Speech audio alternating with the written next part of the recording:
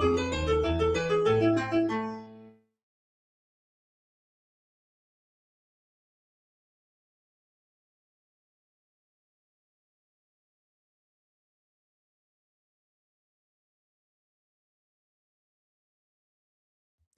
evening, folks. How are you? It's good to see you, and it's good to be seen by you. Welcome, one and all, to the live stream. I, of course, am the one and only Bill Sylvie, aka the Dungeon Delver, coming to you live, loud and clear on a Friday evening. And guys, we made it. We made it to Friday. And you know what that means? Tomorrow we get to goof off. You don't get to see my smiling face again until Monday, but that's okay because we're going to exit the week on a positive note. But before we get to there, speaking of positivity, if you would please click the subscribe button, click the bell icon for notifications, and it would be super helpful. Jorge Uribe, good to see you. Blue Druid 13, Damien 247, Stephen Kennedy, Paladin Steve 81. How is everyone? Listen, I want to take a quick mention before I dive into brought to you by and that sort of thing. This is something that I just stumbled on today, and it is it's troubling, it's worrying. RH Snow, you guys know her as Watcher of the Damned if you follow her on Twitter. She is just a little powerhouse, just a ball of energy and positivity and happiness. And I literally, like, just before I stepped over and got on the mic, I found out that RH has had a minor stroke. Now there's no screwing around with those things. All right. So what we need to do is we need to keep her in our thoughts and our prayers. If you follow her on social media, she's at Watcher Damned on X. Go send her some love. Let her know you're pulling for her, and because we love RH, and we hope that she bounces back from this as quickly as possible. And she was working, she was writing, she was actually doing cool stuff today when this hit. So let's all hope that she makes a swift recovery and can stay in the game, because she is a delight. She is an absolutely wonderful woman, and she's going to be at the next guac. She's going to be on panel at the next guac. So let's hope that that she's got her health squared away and can make it there without any issues. But more importantly than that, even if she said, "Hey, I'm going to step back. I'm not going to do stuff like that," let's just hope she recovers. So prayers up for the Watcher. So with that said, tonight's show, of course, is brought to you by me, the Dungeon Delver, and we've got some really cool merch. It's linked down in the descriptions below if you want to check that out. And we've also, well, I guess this is technically merch, but we have Crom, the Character Record Organization Manager. Folks, if you don't have Crom, you're not playing AD&D First Edition to the maximum ability you could be. Guys, Crom is the last word in First Edition character creation and management. Make a character, all right? Just generate a character using any one of the 4 methods or a 5th method of manual stat entry. Any First Edition AD&D rulebook, Dungeon Master's Guide, Player's Handbook, legal, class, and race combination. Does it handle psionics? Absolutely, it handles psionics. Does it handle bards? Absolutely, it handles bards. Raise and lower stats. Age your characters and watch the age category change their stats. Change alignment. Add bundles of XP, and when you hit the right level, it'll let you know hey, time to level this character up. Do milestone leveling. It's all possible. Purchase equipment, equip equipment, drop equipment, add custom equipment to your inventory. All right. Save your characters as text or as HTML. What else can you do with Crom? Golly, you know what you can do? You can add custom items to the inventory. Got a +1 longsword? Go in the inventory management and add items to it that way. Have you got a magic user? Add spells to their spell book. Take spells from their spell book. Same goes for illusionists. When creating a magic user, it will automatically generate their spell book regardless of level. All of this takes 4 or 5 minutes total. But what if you want to do it a little bit faster? That's right, Robert Phillips. Buy equipment for your equipment. What if you want to do it a little bit faster? Crom has guided auto create. It'll create that character, automatically parcel them out some equipment. All you have to do is pick whether you want single class, multi-class, and race, and boom, it's done. Right then, right there. What if you even want it faster? What if you just want luck of the draw? Crom's got a tool built in. You can just push button, receive character. Which can lead to some hilarious things. It's like, all right, we're playing Keep on the Borderlands. Cool. I got to make a character. Take me 5 seconds. 28th level magic user. Hold on there. So, yeah, guys, Crom is really the ultimate tool for D&D character creation, and I can tell you straight up, right now, so Buckaroo Bonsai's asking me about Crom. Right there, Crom is $25 via PayPal. Shoot me an email, and I will shoot you the link right now, tonight, right now, Buckaroo Bonsai. If you do that, I will send it to you straight away. Playing City State of the Invincible Overlord with a Druid Psionist using first edition AD&D. Now, Crom runs on Windows 8, 8.1, 10, and 11, 32 or 64-bit. It works on Steam through something called Proton. Don't ask me about that. I don't know how that works. But I do also know that it works on Linux through Wine and macOS through Wine. So it is ready to go. You know what I don't have set on? There we go. Buy me a coffee. I will take show donations via Buy Me a Coffee if you guys want to.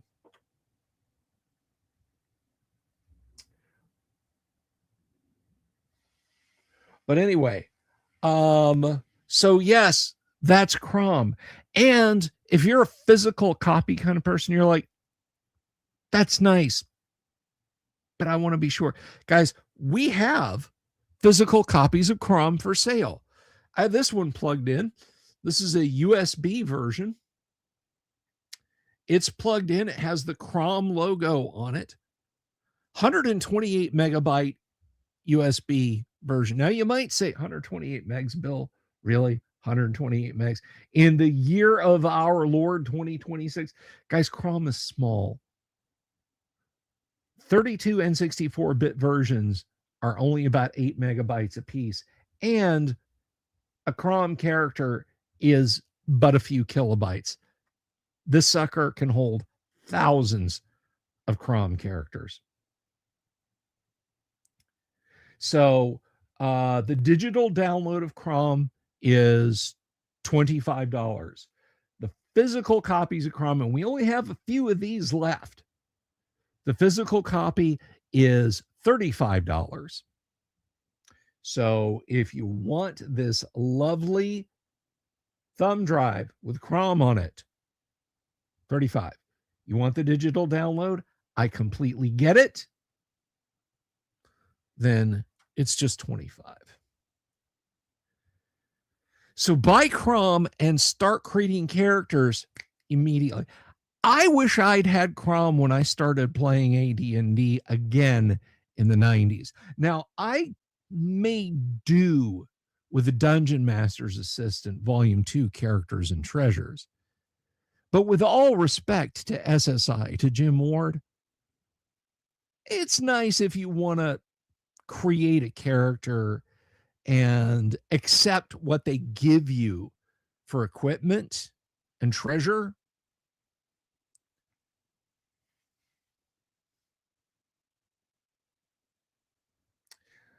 But I think you probably want something that gives you a little bit more flexibility, because when you come home and you've received 1,057 experience points and you have a fighter, magic user, thief, half elf, well,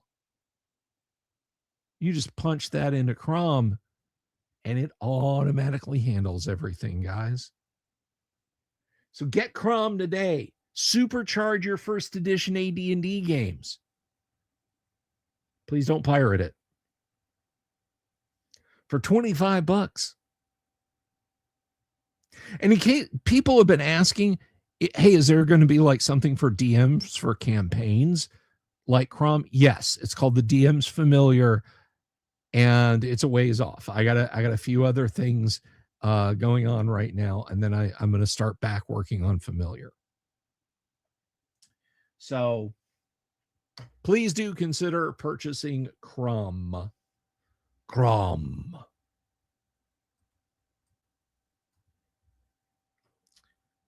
So anyway, it's Friday. Now, normally we come in. Good point, Jorge. You can save your historical characters. Now you can digitally preserve them. Got your favorite fighter from back when you were 12 years old and you still got that crusty old character sheet and you want to use them again, but you don't want to lose that sheet. Plug all the stats into Crom and you're good to go. All right, so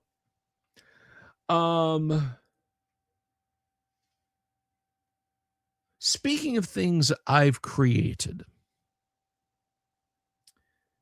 Now, for the longest time, I made available to virtually everyone a set of first edition AD&D modules that I had written. This goes all the way back to really the late 1990s.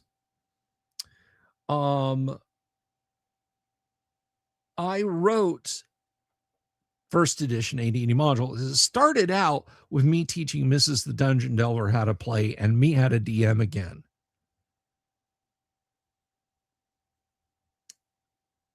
Can we add any magic items not in the main books to Crom or to Wizard's Familiar? I'll have to see about Familiar. Familiar's going to use a lot of CSV. So yes, but we'll see about that. Crom, you can add anything you want to the inventory. You can use the inventory to make notes. Hit me up later tonight towards the end of the broadcast and I'll show you how. So, back in the late 90s, I dusted off my AD&D knowledge and I started learning again. And my test subject was Mrs. the Dungeon Delver. So I sat down and I started writing modules, training modules, for lack of a better term.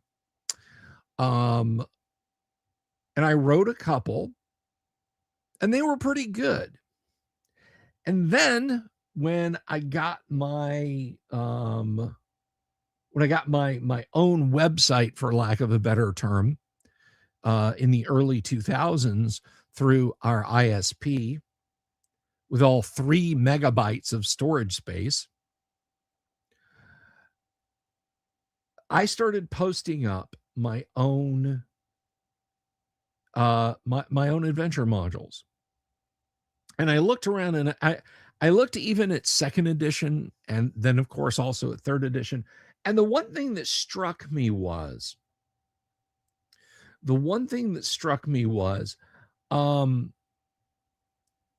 how come new modules don't look as cool as old modules did? So when I went out and I put my free stuff out there, I said, I want it to look like old TSR trade dress.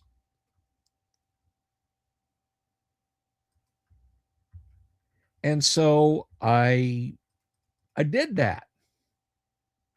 I did that. For good or ill.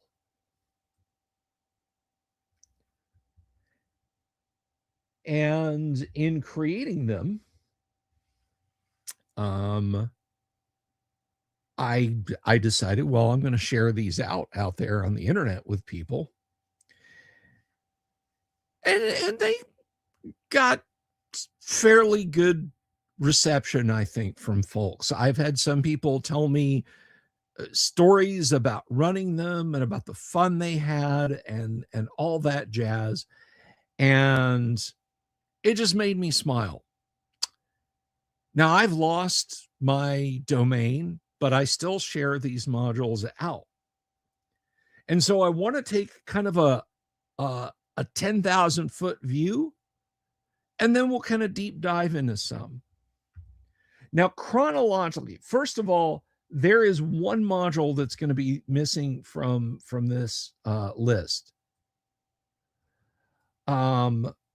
And it is DD1. I still have a copy of DD1. It's not missing as in lost, but I felt like it wasn't a good module, so it's not on the share folder. But anyway, let's go ahead and take a look.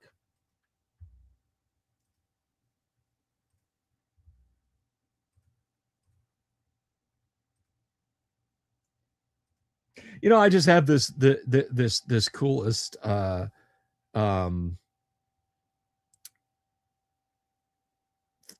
like mental image of somebody seeing RPG grandma like walking by herself to her car or something. Yeah, I'm gonna take this lady's cell phone and purse, and like she hits them with a 5-finger death punch, and they're just flying like a cartoon character bass backwards through the parking lot.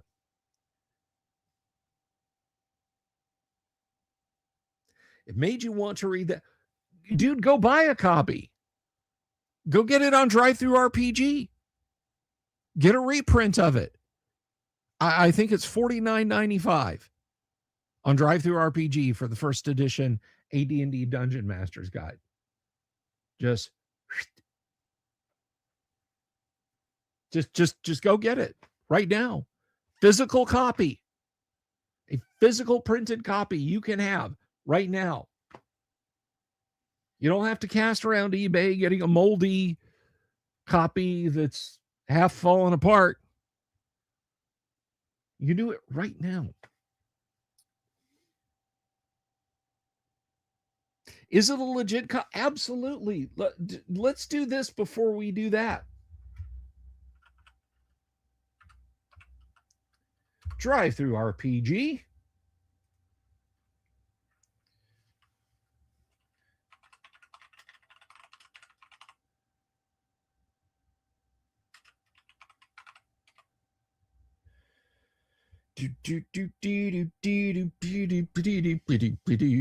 It's taking a minute here. Right here, my brother. Check this out. Oh, prices have gone up. Oh, you can get a standard color though. Let's share this with you. It's the reprint edition, but I mean, add to stage, share screen, window, G. Right there. Look at that. Interior contents all the same. Hardcover premium color is 62. Standard color is 35. PDF plus standard color is $40.99. Go purchase. Get yourself a physical copy, then get a player's handbook, then get a monster manual. Then you're all set.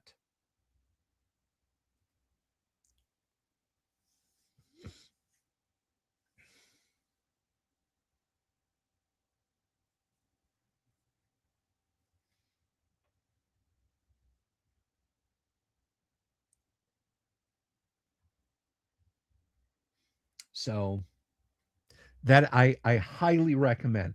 You know, people people are like, oh no, you know, I can't. Guys, a boycott is the best thing you can do to send a message to Wizards of the Coast. Buy these things up and don't buy their new stuff. If you need the link, I'll put the link right here in the chat.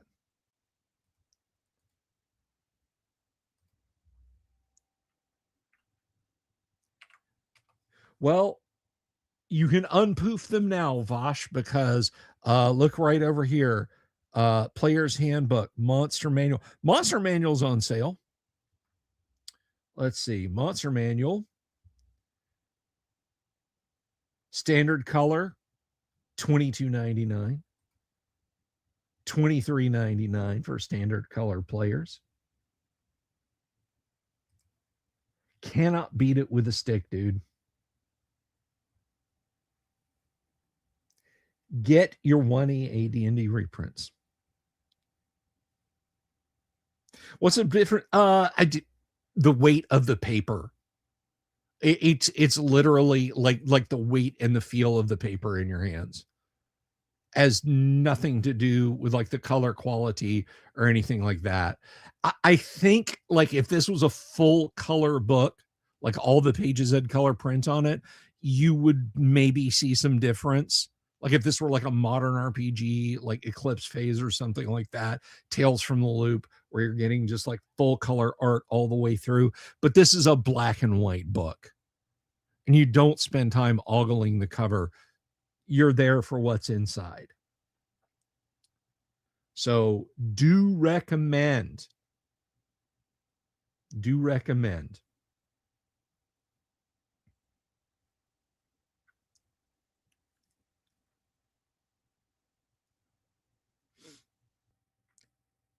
Glossy in Europe?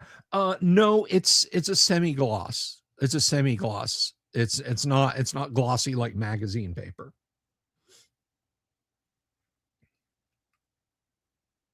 Yeah, I actually agree with that take. Shellback, the standard does look better than premium.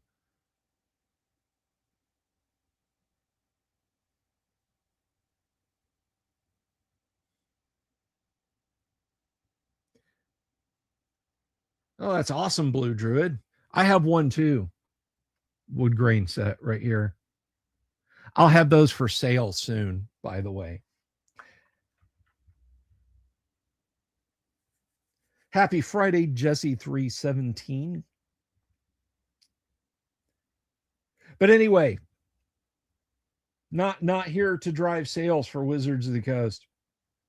RPG Gen X, oh, good to see you. We're talking about the first edition AD&D modules that I created once upon a time because people want to know about them. So let's start with the first one I ever created. This is actually the first one I created. And we're going to talk about its nomenclature.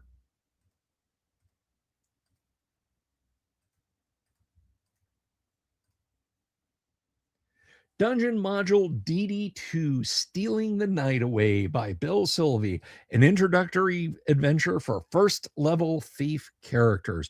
Now, I've had people create whole parties and run these through run adventuring parties through here. The artwork on the screen is that is a photo taken with a Sony Mavica disc camera. Took 3.5 floppies. That's a piece of Dwarven Forge and a miniature painted by my wife. Mine are not available on drive-through. I can't publish mine for money. Because Wizards of the Coast will come and get me because I use Greyhawk and I use first edition AD&D. They're generous, but they're not that generous. So this module, which I'm going to have to change because like there's a URL on the cover that says something about delversdungeon.dragonsfoot.org. That's not even my first website back in the day. I mean, if people want to pay me for these, I won't spurn donations if people want to like donate to my PayPal. I will literally not slap your hand away. I just can't sell these to you.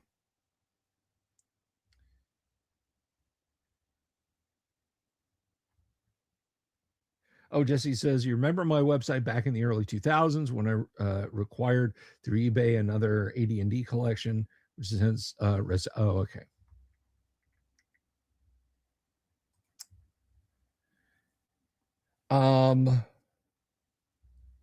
So here it is, Stealing the Night Away. This was the adventure that I ran my wife through. You know, cover blurb is what it says. This module has been created with the specific intent of introducing a new player to the advanced Dungeons and Dragons rule system. It is designed specifically for a single character and the Dungeon Master. However, if the Dungeon Master so wishes, it may be expanded to provide a challenge for an entire party. The module is intended to stand up on its own or may be incorporated into an existing campaign. It was originally created to help an associate of the authors learn to play advanced Dungeons and Dragons. If you find this module intriguing, here's a dead URL. And then I have Advanced Dungeons and Dragons, Advanced D&D, and AD&D are trademarks owned by Wizards of the Coast Incorporated. Used without permission. Please don't sue me. And I have my own little module code down there, or own little serial code 0002. I have kind of non-repro blue looking maps. I don't remember the utility that I made these maps with. It was really neat. It ran in Windows. The website went away, and the last time I tried to download a copy, and by last time I mean well more than a decade ago, through like archive.org, I couldn't get it. And yeah, it's gone. It's gone, unfortunately. But you can use something like Dungeon Scroll to make much better non-repro blue maps than these. So you can see it's a pretty small adventuring area.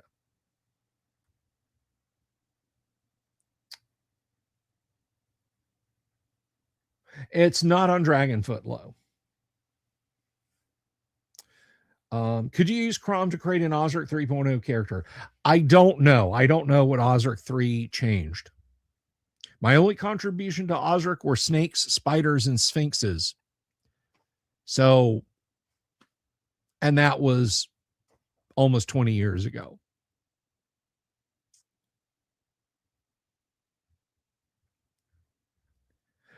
This is Microsoft Clip Art. That's literally a piece of clip art you got with Microsoft Office.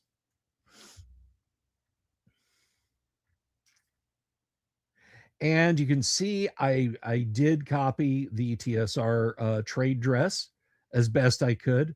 There's box text. There's no page numbers because I didn't know how to embed pages. Can I tell you guys something?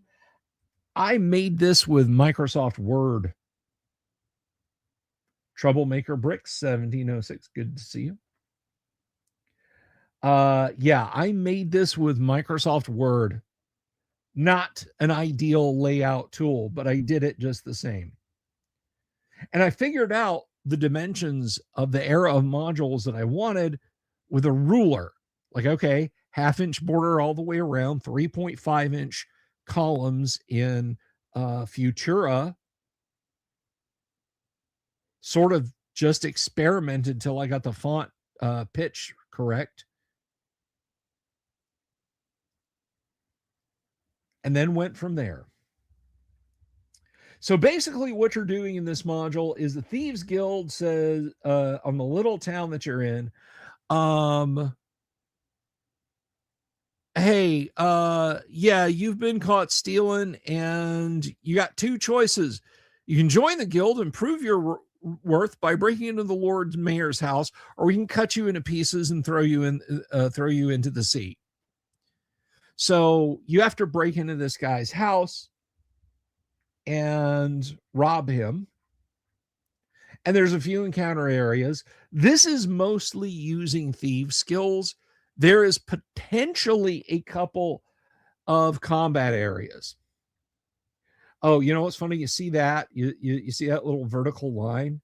I never knew why Word did that, and I couldn't make it go away. So it's stuck in the module forever, unless I remaster these someday, which I might.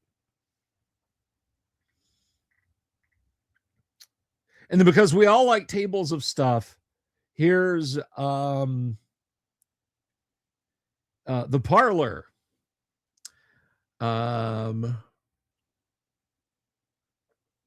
Half dozen comfortable chairs, a low table in the middle, and each wall is covered by a massive bookshelf. Various curios dot the shelves at irregular intervals. On the table sits a crystal decanter with an amber liquid in it inside a bell-shaped glass next to it. This room is a proverbial jackpot. The various items along the walls are small treasures collected by the current mayor as he rode forth as an adventurer some 10 years ago. Any two of these will fully satisfy Karaz's demand for a unique item to be stolen from the house. The brandy on the table and its decanter are quite ordinary. Use the following D100 table to determine what treasures are along the shelves. Roll up to 10 times, ignoring duplicate results. You've got a geode, a jade dagger broken close to the half, a skull carved from an unknown material, a brightly colored book written in an unknown language. So I can, if you guys want, I can tell you what I was thinking of with each of the treasures.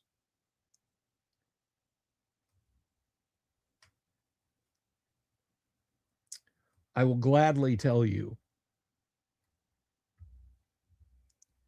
what I was thinking of.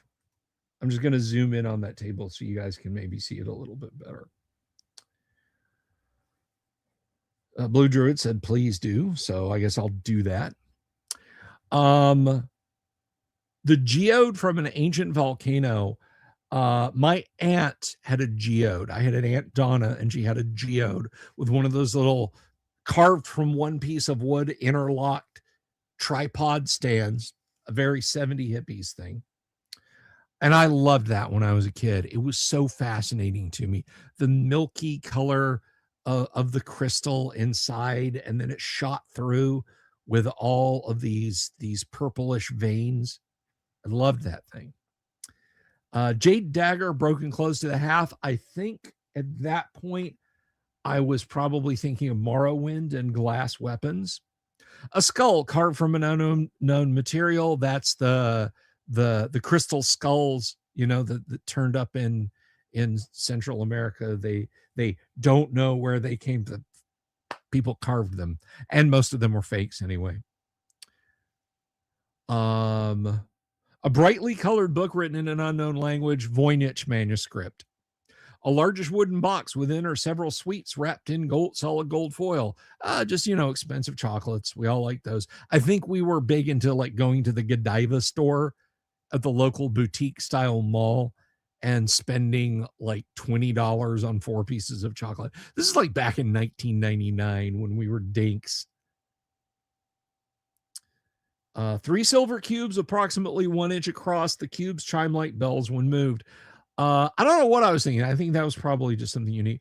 1/2 of a fine desk mat, shorn in two by some great force. That was the Fafhrd and Grey Mouser go to the Deathlands story, and they steal Death's mask. A spade gripped wand of some sort. It is hollow and has a latch of some kind on the grip, which does nothing when depressed. That is a ray gun from Expedition to the Barrier Peaks. It is out of power discs. It won't do anything. A mummified shrunken head with 2 small garnets worth 10 gold pieces each, set in the eye sockets. Just a shrunken head. An exquisitely sculpted bird made of brass. The wings, beak, tail feathers, and feet all appear to be hinged as if they could move. There is no obvious way to cause movement. The brass songbird in Zork that you can use to find another treasure with is that's what that is. A pair of gauntlets made of copper, another computer game reference. Wizardry 1, Proving Ground of the Mad Overlords. You have to acquire a pair of copper gauntlets before you can pick up Weirdna's amulet.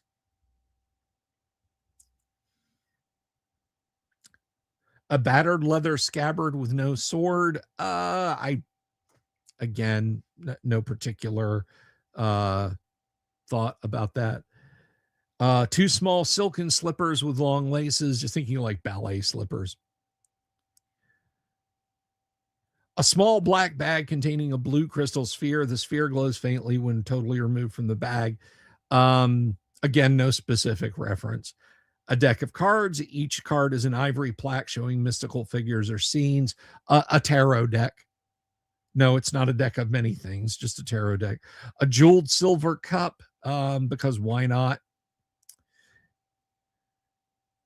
An ivory scroll tube containing a single scroll. An obsidian bowl filled with tiny silver sling bullets. Everybody had, like in the 80s and 90s, desk toys, like magnetized silver marbles, stuff like that. So that's the crap you could find. The values of these items is left to the discretion of the dungeon master. It is recommended that each be given a value of 4 to 20 gold pieces, but no more. The scroll can be cursed, magical, or a mere proclamation at the dungeon master's choice. Then there's guest rooms. There's the Lord Mayor and his wife. You can wake him up and he'll fight you. He has a couple of magic swords. The wyvern head has a magic mouth spell on it. If you pick up the swords, it basically acts as a burglar alarm. And here's the NPCs. The Lord, he has 37 hit points. The lady, she is basically a first level commoner fighter, 7 hit points. I really shouldn't have gone full in the paint on the stat boxes. The half orc thief, the head of the head of the guild. No, he's only 3rd level. And his alignment should have been different. And here's the rest of his gang if you want to put up a fight. But again, I should have done much smaller stat blocks for them. Further suggestions for the dungeon master. And then there's the afterword.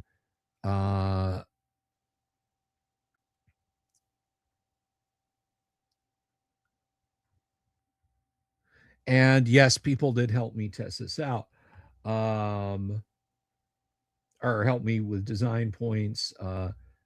Sean and Crystal were married at the time. A gentleman by the name of Brian Dotery did some cartography for me. And then my wife and I did the play testing. So that's DD2. And I will share these with you guys here during the stream. Fear not. Now, this was the big one, and this has a bit of a story behind it that's not all happy. First of all, here I got pro art. Now, one thing I want to mention, this is not the second module I did. The one you just saw is the second module that I did. The first one, DD1, Dungeon Delver 1, is not good. I'm not crazy about it. Basically, a spell book gets stolen. It is for fighters what DD2 is for thieves. Spellbook gets stolen by a half-orc who wants to imagine himself a magic user, except, of course, he's too stupid to use magic. But he stole the book anyway. You charge into his cave, you fight him, the end. I came up with that adventure while I was at work one day with a couple of guys in a warehouse. I had my D&D books in the car, and we just played D&D all day, and that's the adventure I ran them through. And I pared it down for one character. We didn't stock boxes. We didn't do anything. Dick, if you're watching this, up yours, I didn't do any work that day in 2002, fall of 2002. We sat and we played D&D for the entire day on your dime. So,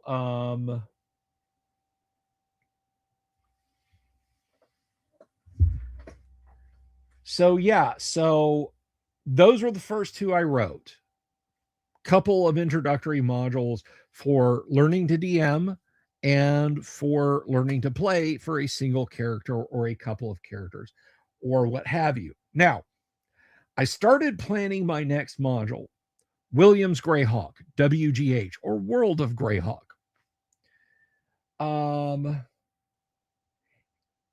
I didn't know what I wanted WGH1 to be. At first, I thought, what about a module where a party accompanies a high-level character to a fair? He's going to tilt at the list, and the party's just there, and some stuff goes down, or they find out that the fair is near a monster complex or something like that. And so I started making some preliminary notes, and then I decided I didn't like that concept too much. But I wanted to keep the code WGH1 handy, so I set it aside. Now, this is where things get a little funny. About the time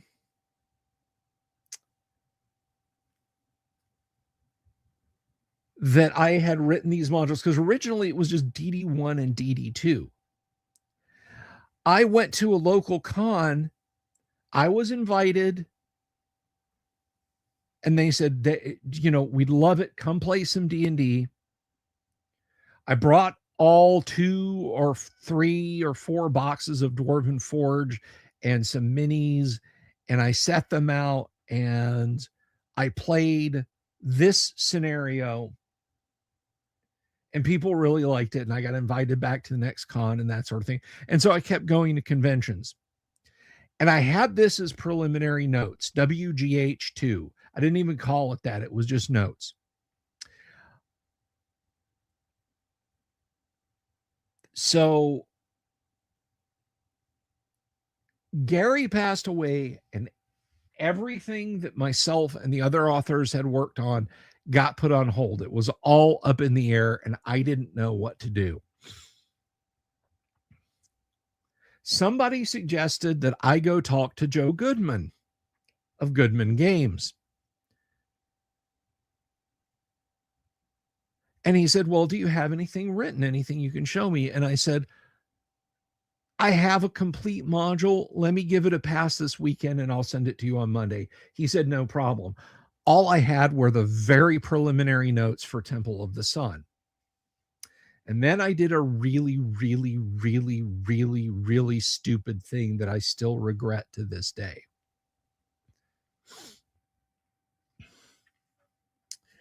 I sent him the manuscript for Temple of the Sun, and I sent him my first 2 modules.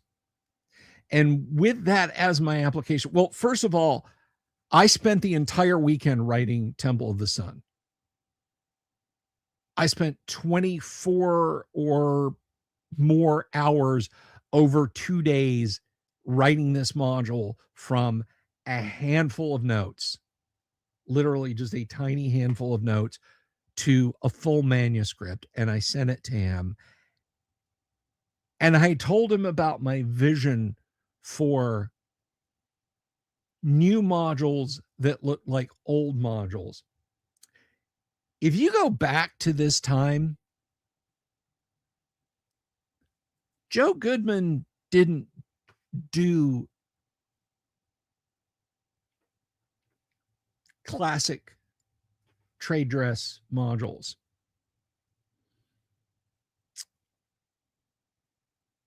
Nobody did classic trade dress modules except for me. So I sent him this, not this module. I sent him the manuscript for this module, and I told him about what I thought would really sell. And he came back and said, "Well, Bill, we'll be in touch. You know, I'm not really sure." Of course, I never heard from him again. Fast forward a little bit later, Joe Goodman is the first person out of the gates with commercially sold for money TSR style trade dress modules. What do you call them? Classics, dungeon crawl. It was before the game Dungeon Crawl Classics.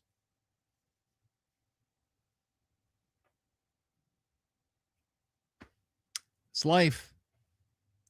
So anyway, so I sat on this for a while, and I did want to publish it.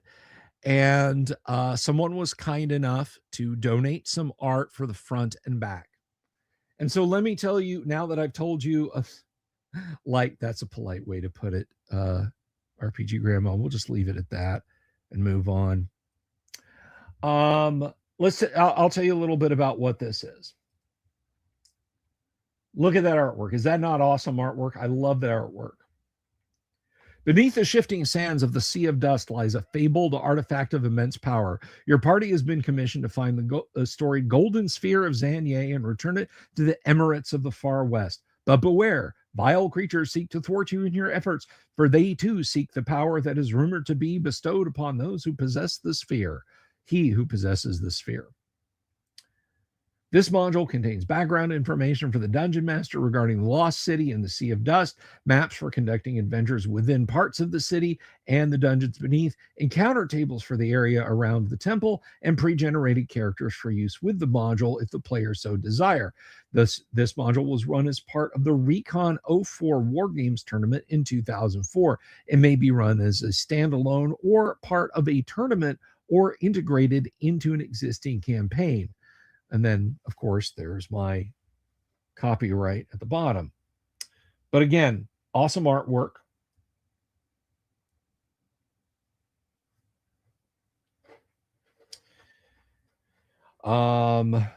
Show you guys the back. I love the piece on the back.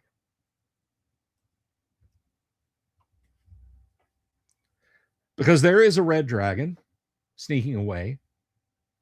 And there's a little adventurer dropping a coin, and the red dragon's like, "Hey, hold up."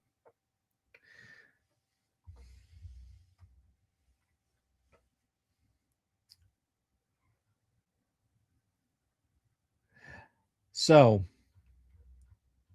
here's the map, or one of the maps, which I think this is a better map. I may have had cartography help on this. Let me see. I'll have to look in the credits. Again, we have too much stat block here. These were all made in Dungeon Master's Assistant Volume 2. But these are all my pre-generated characters. Ogre rats. They're were-rats, ogre hybrids.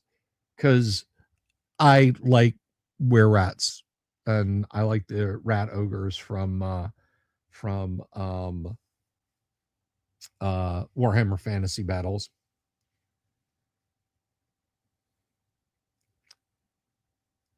And there's the people who played it with me: Chris Hess, Becca Lukomsky, Kimberly Mason, Patrick Creeman, John Barres, Ron Dorman, a kid who only gave his name as Han. And I did play test this with some friends and family. But yeah, you have to go through and you have got to try and get the sphere. And this is a pretty tough module. This is a pretty tough module. Big cave area. There's an anise. There's traps. There's all kind of nastiness in here. Now I forget? Yes, there's the upper, there's fire newts. I'll tell you a couple of interesting stories about this. Yeah, basically, Bob. So I'll tell you about this.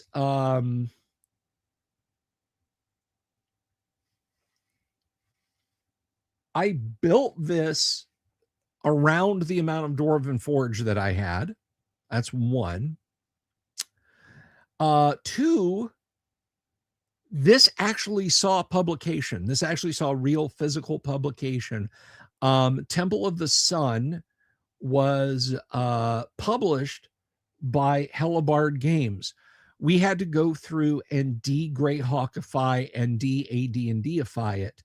And it is Castles and Crusades. So I don't know if Don is still selling it. I don't know if it's still on Drive-Thru RPG, but you can buy a PDF copy. It doesn't benefit me if you buy a PDF copy. I have a few physical copies of the Castles and Crusades de-Greyhawkified one. So again, this is one that I would want to go through and retouch.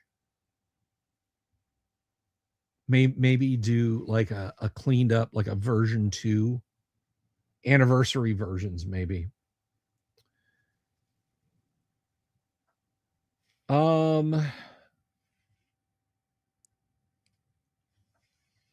Oh, and the other funny story, as it were, about this, periodically I like to see where my modules have showed up, and I Googled WGH2 Temple of the Sun, and there were some people over on a Greyhawk, a Cannon Fire, on the Cannon Hawk forum, or Cannon Fire forum for Greyhawk. Some guy was like viscerally angry that I'd written the module the way I did. Who is this Bill Sylvie person going around saying you can't put Zanye artifact in a Seoul city? Hey, he's proclaimed, I hope nobody finds his stuff and it was like years later. It was like years and years later. So I registered and I responded just to I was like, hey, original author here. Here's why I made this decision. This is a tournament module that was written in haste. I never said it was official Greyhawk. And as far as the sphere of Zanye being lost in a soul city in the Sea of Dust, do you ever hear of the Ark of the Covenant and Egyptian cities being swallowed up? Sure, Google yourself. What can possibly go wrong, Lol? Bob, that's funny. Good day. Page 2. But no, most people were they were embarrassed because I guess after they didn't expect me to roll in like years later and be like, here's why that is the way it is. They were cool. It was fine, after I clarified. But I just thought that was funny. But anyway, WGH2 takes you all the way in. You fight a dragon, you adventure in dungeons. What more could you ask for? I want to look at the Dragon's Hoard, though, which is actually fairly early in the module. It's a bit of a red herring because you might think that you get it there, but you don't.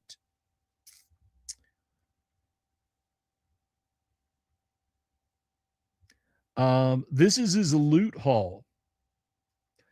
14,353 copper, 39,549 silver, 23,723 electrum, 38,820 gold, 81 gems totaling 45,952 GP, 23 pieces of jewelry worth 74,128 gold, a small coffer of potions containing a potion of storm giant control, a filter of love, filter of persuasiveness, a potion of healing, and a flask containing oil of etherealness. Dragon has a lot of loot.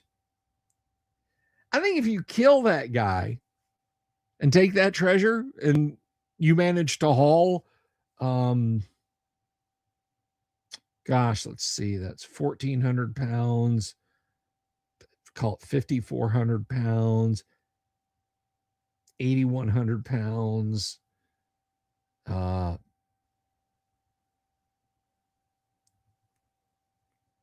That's 10,000 pounds. Yeah, if you manage to haul 5 tons of coins out of the desert, I mean, you can just rock up on whoever sent you on this quest and just be like, sorry, I don't know if you guys saw that. Let me real quick. You can rock up on them and just go,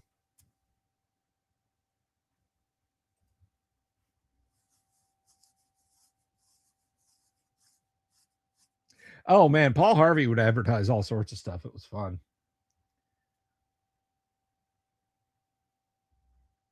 But anyway, so yeah, I mean, it's got all kinds of like fire newts. Yes, I use Fiend Folio stuff, multiple Fiend Folio stuff. There's a Gambado in here. Remember the Gambado? But I got Ratman. There's an Ogre Mage in here. Trolls, Anise. Oh, there's plenty of traps. An Umber Hulk. An Otyug. A trench with green slime in it.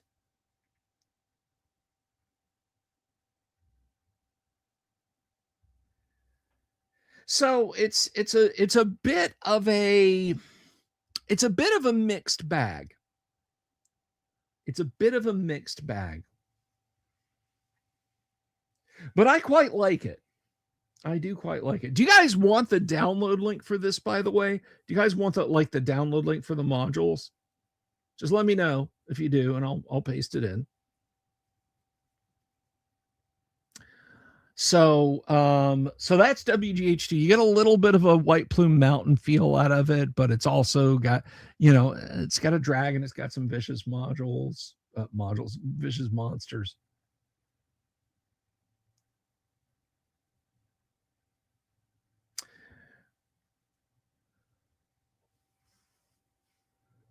Oh, excuse me.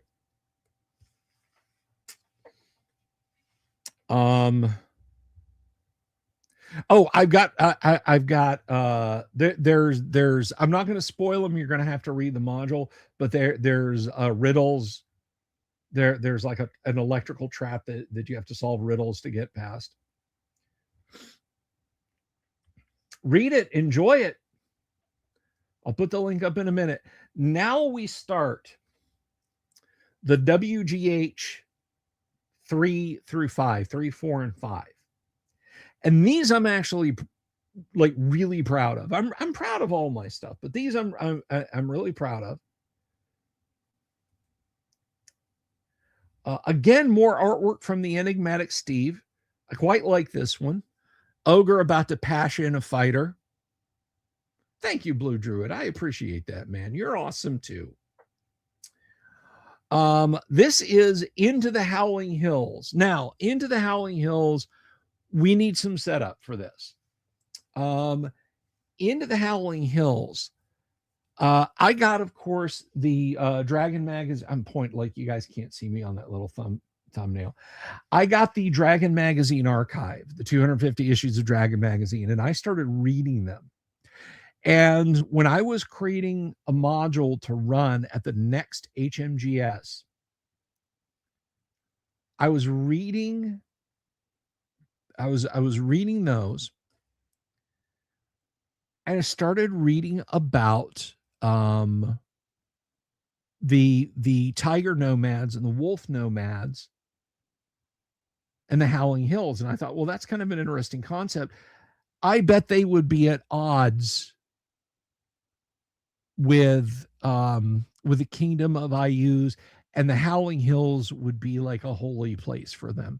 So I started crafting this idea that the forces of Ayus had crept into the tombs and crypts and so on, and had defiled them, had despoiled them.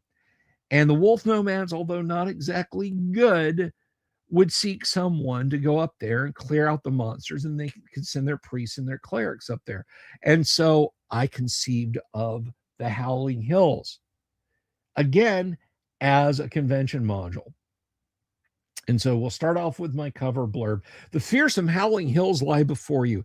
At the behest of the mighty wolf nomads, your brave group of adventurers has journeyed forth into the legendary peaks and crevasses that lie between the domain of the Wegweir and the evil overlord Ayuz to uncover and root out the source of humanoid raids into the sacred lands of the already overstretched nomad forces. What dark secrets lie before you as you journey into the howling hills? This module was originally used as a convention adventure for the HMGS Recon 05 convention and is a continuation of a series of 3 related convention modules from the Delver's Dungeon. I should have said the beginning. Again, I may remaster these someday.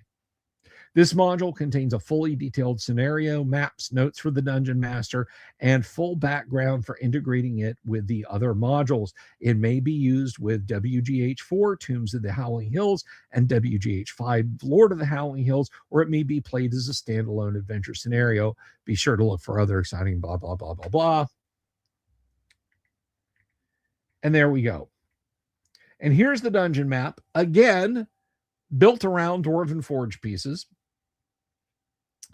It's a smallish dungeon, nothing to write home about. Non-repro blue style.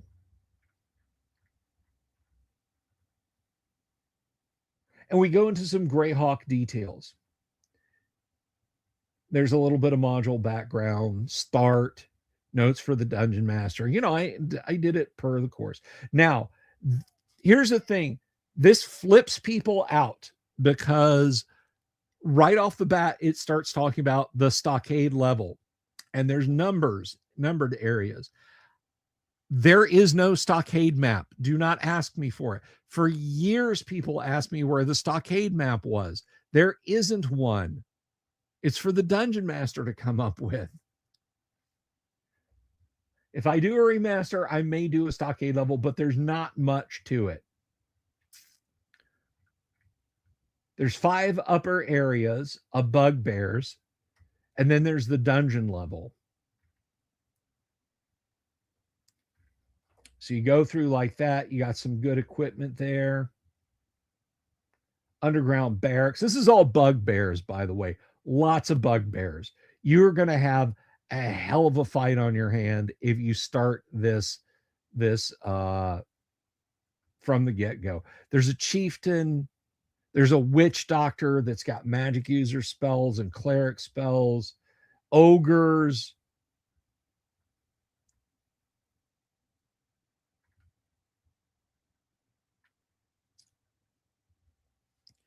There's a 7th level fighter you can free who can help you out. Of course, there's treasure, scrolls, stuff like that.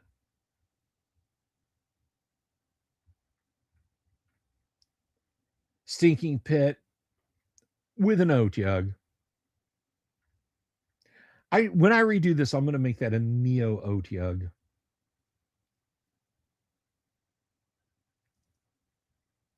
$22 giant rats versus sturges, and then a piercer run.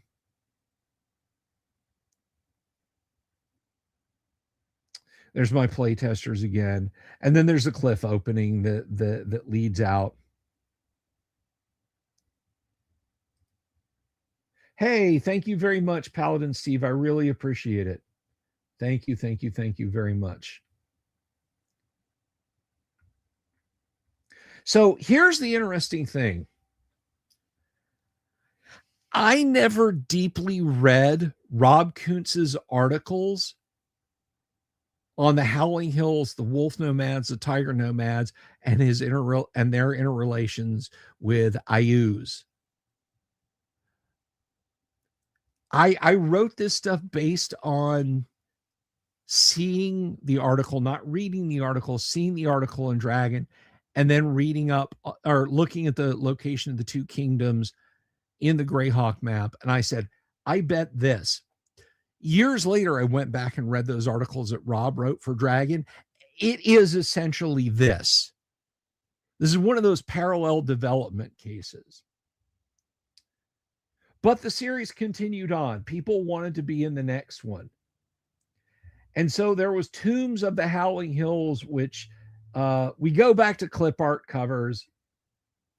I think this is from one of the booklets for Temple of Apshai, or one of the modules for Temple of Apshai. Hello, Dantesh. Did the playtesters make it? I think a couple of characters did bite the dust. I had one guy who was like, please don't be upset at this, but I was supposed to be at a war game, but I will play your game for a while. So if my character kind of plays fast and loose and dies, don't feel like you have to, go through extra efforts. And I'm like, no, it's fine. And so he died pretty quickly. So, Tombs of the Howling Hills. We can see how terrible the back cover art is. I think I looked on Alta Vista for undead warrior clip art.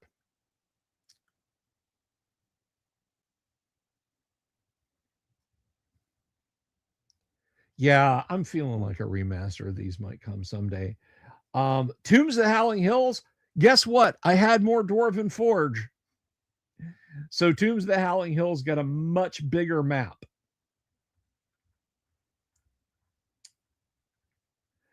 It continues the story, and you basically advance to the tombs. It was back then world's most Anderson potato. So this deals with a lot of undead. There's wraiths, like room 3, wraiths, bam, ghouls, wights, let's see. Oh, I introduced new monsters, black orcs. They're very, very like ogre tough level orcs, if not more so.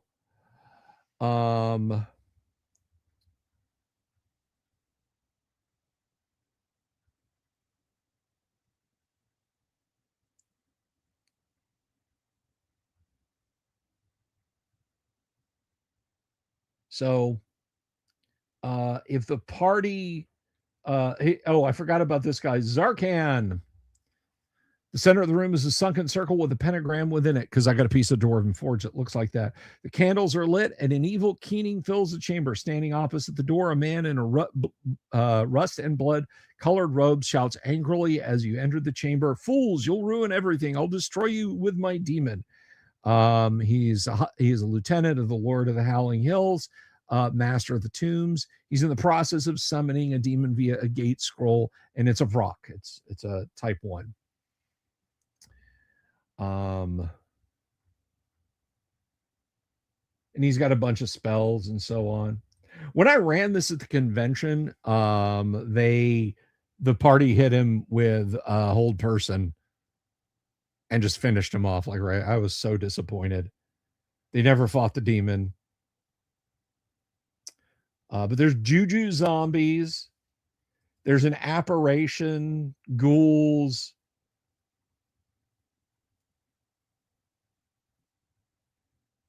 were rats and kobolds, giant rats.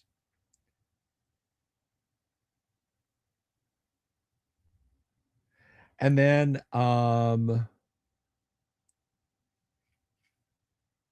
there is a Basically, it in the Dungeon Master's Guide, Gary talks about how if you cast Animate Dead on a giant, for example, you'll get a giant zombie with lots more hit points and so on. That's what this thing is. Although I gave it a few extra abilities. I said it's a golem of bone. I don't know who Charlie Phipps is, and yeah, that's not part of my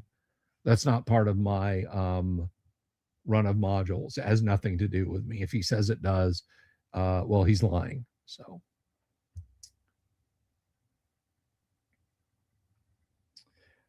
let's see. I had Colleen, Scott, Becca, Eric Lester, John Laughlin, and Mark Laughlin, the Laughlin brothers, who were a bit of a handful. And then the pièce de résistance, not just for the modules. For those of you who know, this was one of the biggest gets I ever got. And it made me just so damn happy. I reached out to Aaron, I think it's Taylor, who does the Nodwick comic. It's been in Dragon. It was on the web. He's done omnibuses that have been published. And I said, hey, my budget is 0. May I please have some free art? And I sent him the module. And I gushed about his stuff. And he came back and said, I love this module. I will absolutely gift you some art. And so this art is by the guy who did Nodwick. And I love this piece. I have a vague recollection that I got a print made of this and that it's sitting somewhere.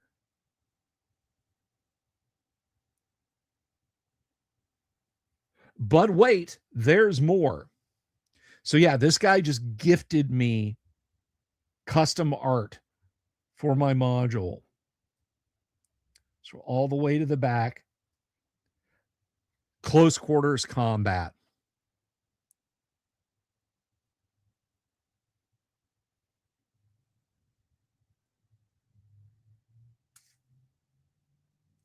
Yeah.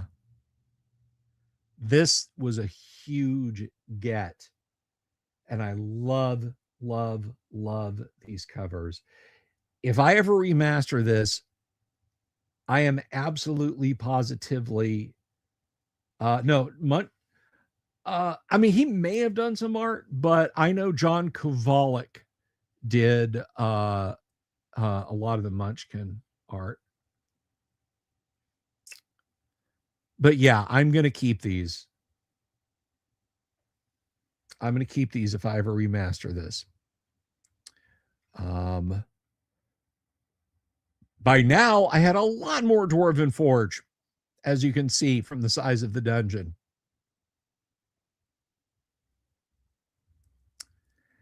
And Aaron Williams, I'm sorry, not Aaron Taylor, Aaron Williams. Now, you guys know how I've said I've run 24 people at a convention before. This is the module.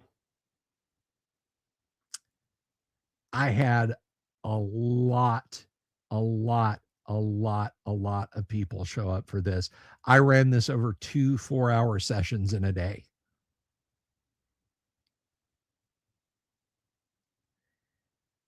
And it was this one. Remastered, compatible with Barkesh Nor. I mean, it's first edition AD&D, so. But the penultimate bad guy is the green dragon on the cover. There's Zagya and Zagyi that you have to fight.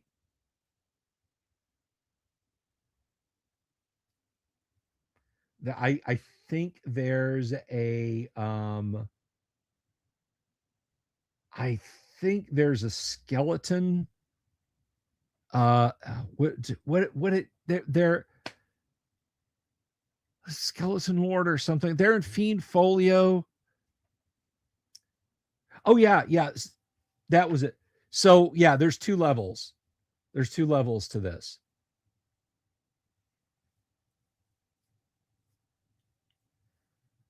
So this delightfully fiendish maze.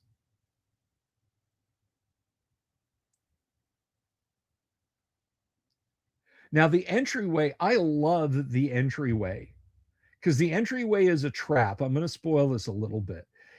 You come in this area over here. There is an overseer watching. When the party gets in, the portcullis drops. This wall rotates in the direction of the arrow, slamming shut, trapping the party inside. And there's a bunch of kobold archers in this narrow hallway who start peppering the party. This secret door opens, and black orcs come out to engage the party in melee. They can't retreat, they can only fight through. So yeah, I was quite proud of it.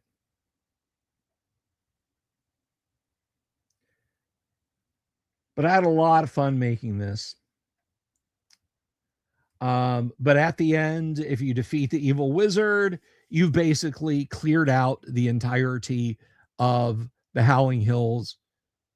You can go back to the wolf nomads and the tiger nomads and say, your holy places are cleared, and you win the campaign.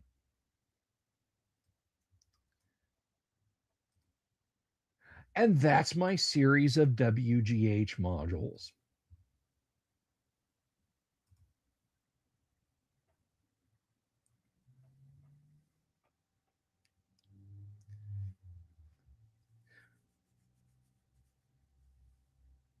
Well, no, see, the kobolds are just looking through arrow slits. Just doom, doom, doom, doom.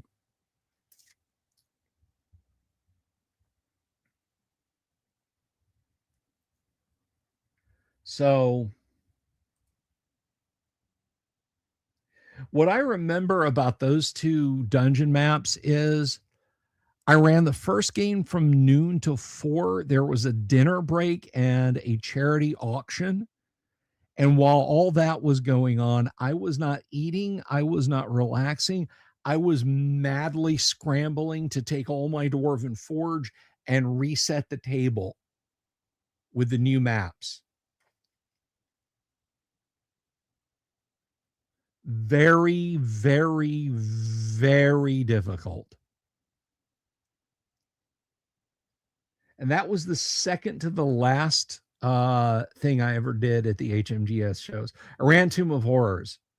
I had most of enough Dwarven Forge to run Tomb of Horrors. I did one more game there, and then like personal politics screwed it up for me, and I never wanted to go back. But so I will share that download URL real quick, guys. Let me go over here and do this. It's in my Google Drive. It's my Google Drive already, don't you know?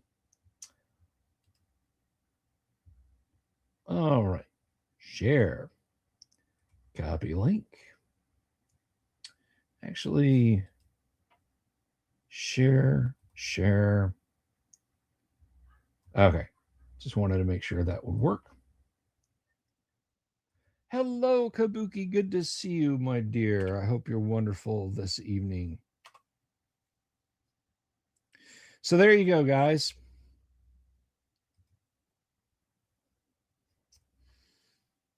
That big long thing right there.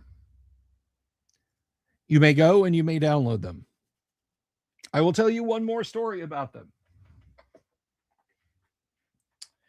I will tell you one more story about them, and then there are no more stories to tell about them because we've deep dived on them. Boomerman Dan Webb, you are quite welcome. Here is a little bit of a story. I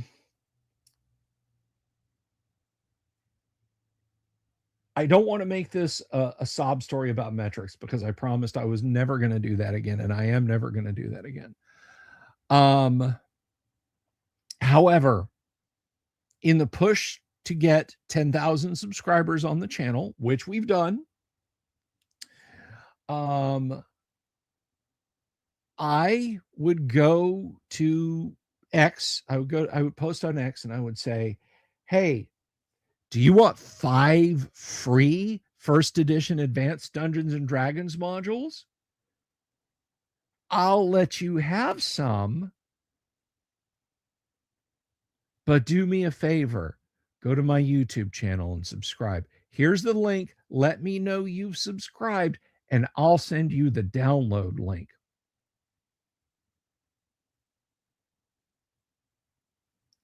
Oh, what holiday is it today, Jorge? Something local? Something national where you are?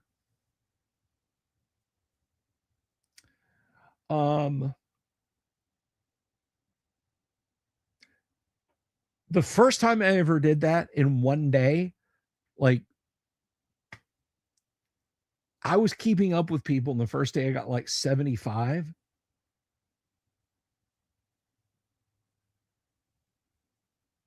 Ah, okay.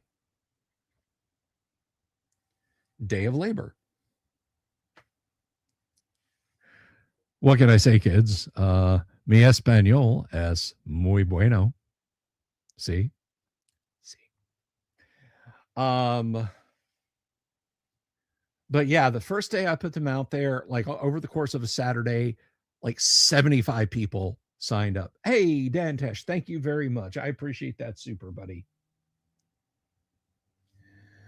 Am I driving a nondescript blue or white van?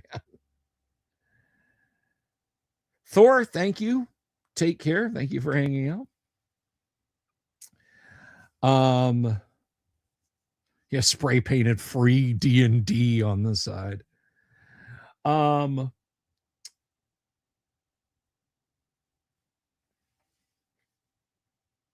But yeah, the first day, that first Friday night, I think, like it jumped up 75. I was like, oh wow. And then the next morning, it had, like, my subs on YouTube had jumped by like 300. They hadn't done that. And was that in late 2024, or was that in, I don't think it was in 2025. If it was in very early 2025. But yeah, it just, like, you can just look at the graph, and like that day it's nearly vertical. It was like, and so I always kept that in my hip pocket. And I would say, hey, just modules for subscribe. So if you're out there watching and you haven't subscribed to the channel, please, there's a gift for you. Subscribe to the channel. I'm over 10,000 subscribers now.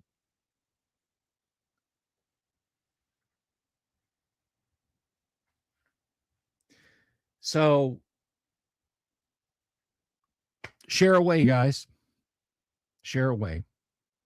Because barring me having to do a tear-filled, non-sincere ukulele playing apology about something on the internet, which I don't foresee myself doing, then these have served their purpose. I mean, they've always been free. People who knew where to get them. I never said, don't tell anyone. I simply said, I'll send you the download link as soon as you've subscribed. So there we are. There's the story. There's the deep dive. There's the reality.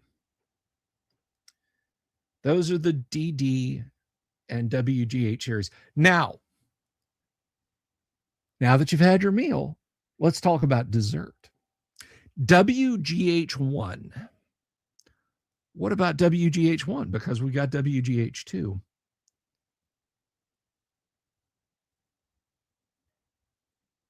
WGH1, the Green Dragon sign. I got this as a Christmas gift from Mrs. the Dungeon Delver. I don't know where she got it.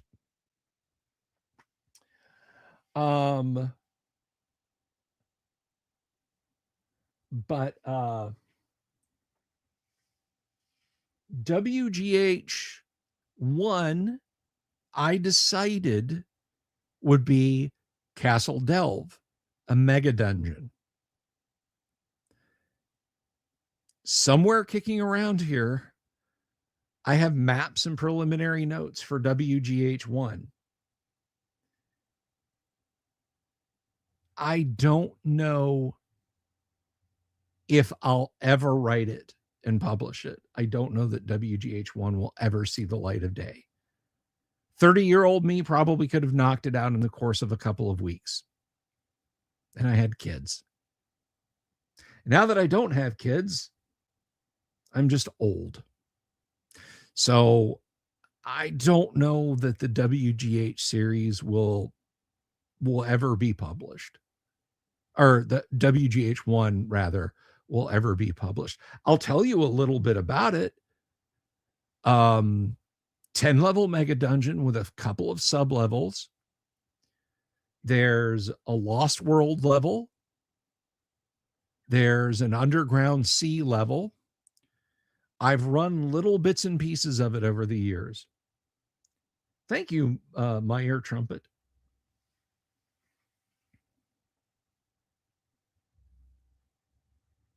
I've run little bits and pieces of it over the years. And who knows, maybe it's a lot of typing. It's an awful lot of typing.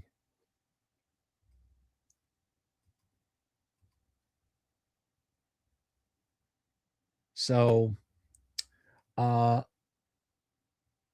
how much do I want to spoil it? Okay, I've already said there's an underground sea level. This is really, really propeller head. So they're all the way back at Virtual GaryCon in 2020. I ran first edition AD&D, and I ran a piece of Castle Delve. I ran the bottommost level. The bottommost level has it itself is an underground wilderness. It's not a dungeon per se. I have always loved, I think it's George Powell who did Journey to the Center of the Earth. When I was a kid and they got to that bottom level that was an ocean and a seaside Greek ruin, I was just like, wow. So,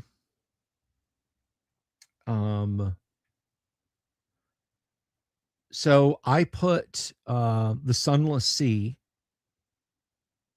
that are next to the Bone Bluffs, and the Bone Bluffs are literally bluffs made of piles of bones, skulls, everything like that.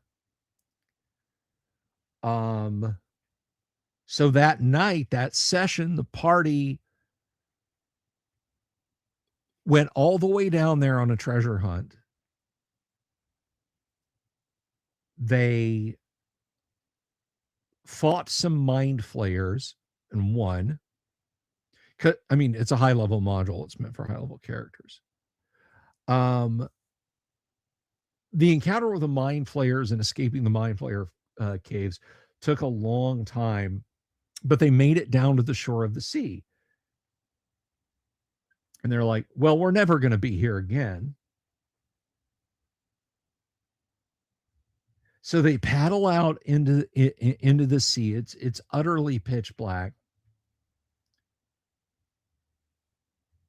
And I tell them, the waves start to rock the boat. The wind starts to pick up and it starts to rain. And inexplicably, you hear rumbles of thunder, the boat's pitching and tossing and filling with water. And over it all, you hear this chanting noise. And I played over the audio channel the introduction or the introductory musical bits to a song by the KLF. If you don't know who they are, mostly in the US in the 90s, they were known for the song 3 a.m. Eternal, just a dance house song. They were way stranger than that. The KLF were something completely other.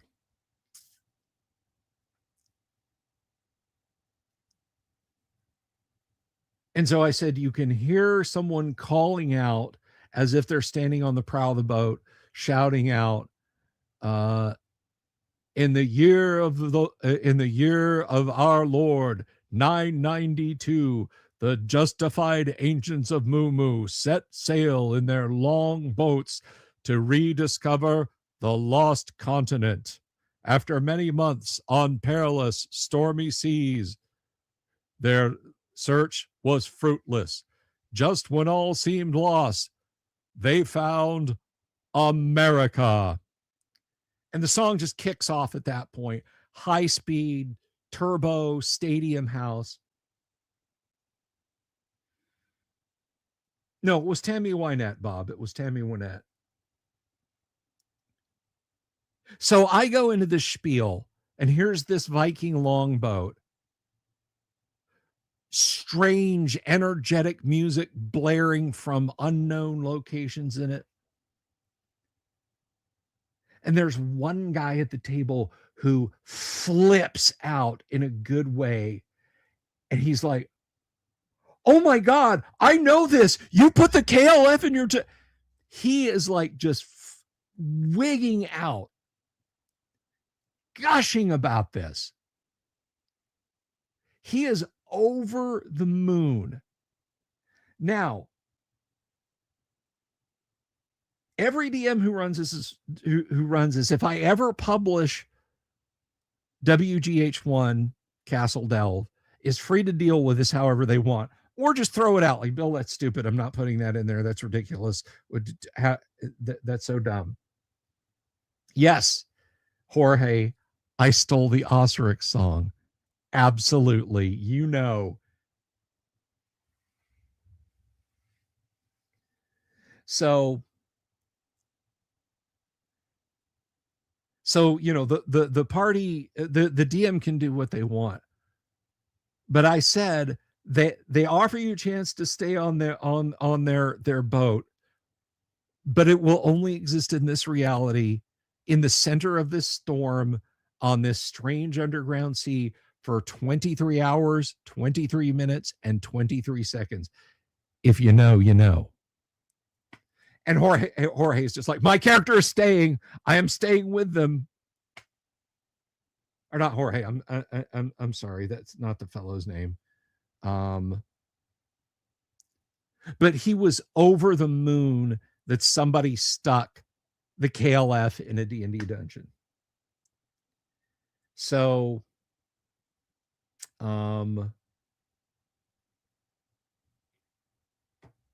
yeah, so that's one of the features in Castle Delve, is that there's a little hurricane on the underground ocean that makes up a large portion of the last level. And in the middle of that hurricane, there's the longboat from KLF's America, What Time Is Love, with the KLF performing on it. And if you climb on that boat and you stay for more than 23 hours, 23 minutes, and 23 seconds, you'll be whisked off to another plane of reality to sail with them.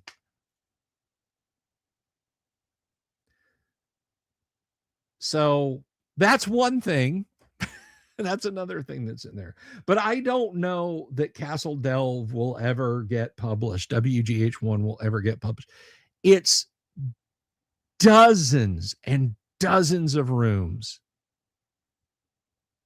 on every level. And there's 10 levels and sub-levels.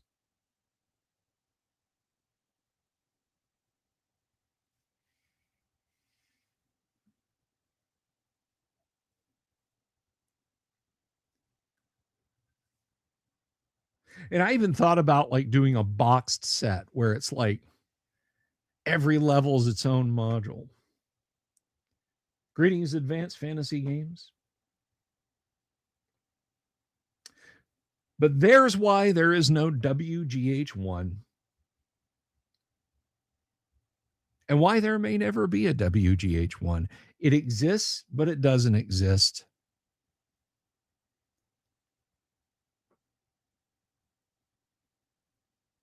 I mean, my dream would be to like get it in enough of a note state where I would feel safe saying I've got something I can work on every day, and then reaching out to like Errol, Dave LaForce, Darlene, Tracy,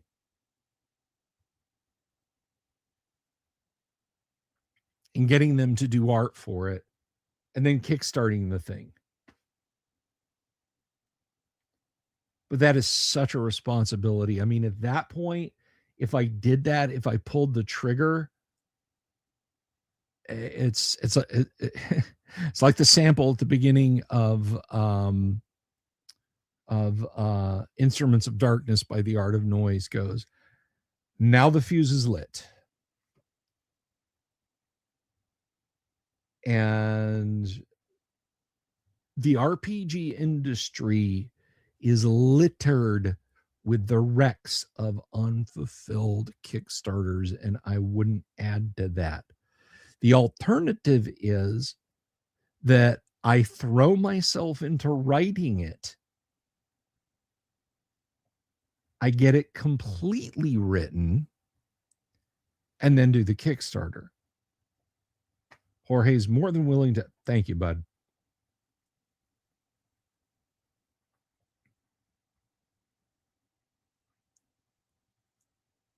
But I would have to, I mean,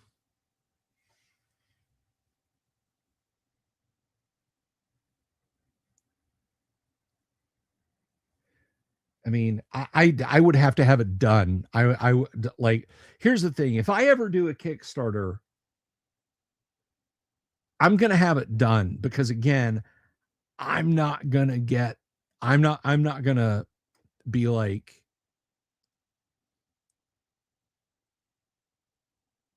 I don't want to wind up in a situation like James Malzewski, whatever his name was, with Dwimmermount, $40,000, and he never produced a thing, and he had to offload it to somebody else. Or God, the Far West Kickstarter, that thing, that was like 11 years before dude turned in. Thank God it's Friday. Absolutely, Runeward. Exactly, Dan. Exactly. Start over, please. Well, if I start over, everybody's going to have to super again. So pony up. I got your names right here.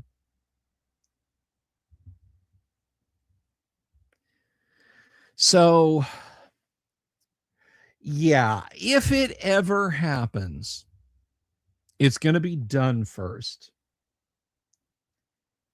And that means a lot of work, a lot of work. There's at least a couple more things that I want to do after I get done fulfilling my obligations to Eric and Heidi this summer for their module, and for Yang and Zhao's stuff for Empire of the Undying Sun. One of which is I want to secure some crowdfunding to just like a backer kit for OD&D reprints.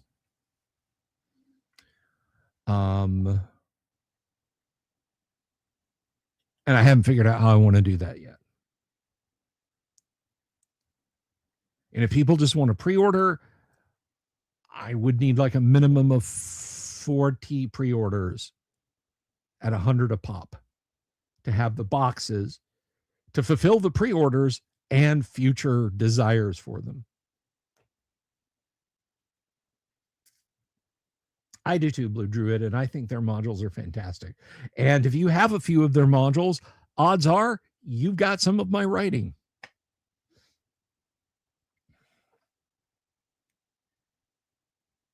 Dantesh says I need 39. I think there's probably 10 or 15 people on X2. One guy was like, I want those for my store. What do you charge for an order of 10? I'm like, it's not really doing that. Because then it's like wholesale prices. And like, I'm not like, these are individually handcrafted. I'm really not in the business of making bulk and selling under retail costs so you can make a profit. I mean, if I was set up to do that, yes, I absolutely would. But this is artisan stuff. This is not like I don't have a production line. I'm literally like peeling the stickers off and carefully and just like that. I haven't even decided what I'm going to do with the 5 boxes that I've got, the 5 empty boxes. I mean, I may hold one out and make a Tractix set for myself. So what I was thinking about doing, Dan, was if I do crowdfund them, is say, my goal is out of 6,000. I want a nice safe buffer. My goal is 6,000. And the stretch goal, if I hit, say, 10,000, would be, or even 8,000, would be, I include chainmail. Like, for the people who backed it, I include a chainmail. But right now, I'm just booklets and whatnot. Oh, thank you, Runeward, out there throwing out gifts. Thank you so much. But I mean that's to be. I got to be super careful about it. So for those of you who don't know, you just see me kind of flailing my hands around. This is a reproduction of original Dungeons and Dragons. I have a project you're working on for Emperor's Choice. It's in development. Very cool. Anyway, I am not copying and selling OD&D. I am not copying and selling original Dungeons and Dragons. If you want one of these, part of your purchase price is an OD&D book set from Drive-Thru RPG. I provide a print-on-demand service. I print them for you. I put them in this lovely box. I'll change the fonts around a little bit, but you will get this lovely box for your PDFs that you own that I will print for you. So I'm not just out there willy-nilly with a pirated copy of the OD&D booklets, putting them out there for you. Everybody's seen what the books look like in here that I do, right? I don't have to pull those out.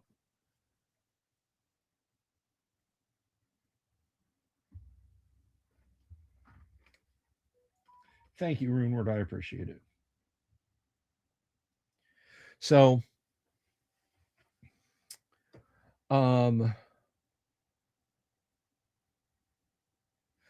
yeah.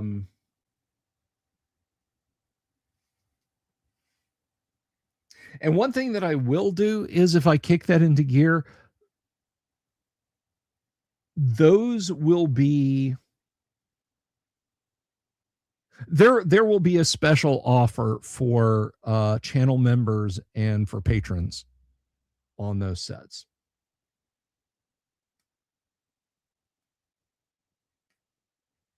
It won't be lame, Dan. You can do it. You can absolutely do it. Don't let anyone tell you you can't. It can be a brutal grind. I'm not going to lie to you. I'm not going to lie to you. But if you want to sit in front of a camera and talk Dungeons and Dragons, get in the pool.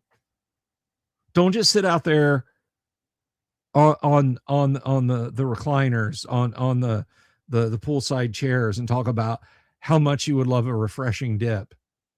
Get in here.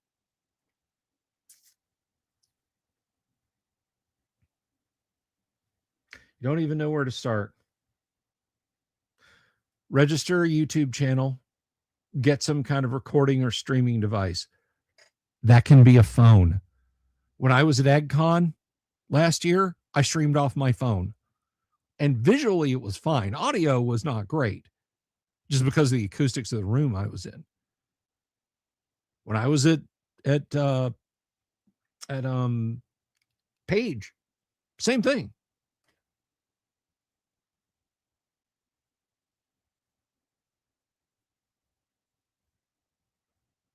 No, I'm sorry, JP.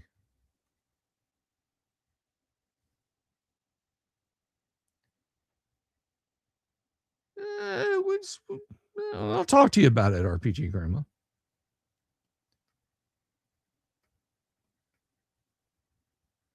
That's awesome, poor orc.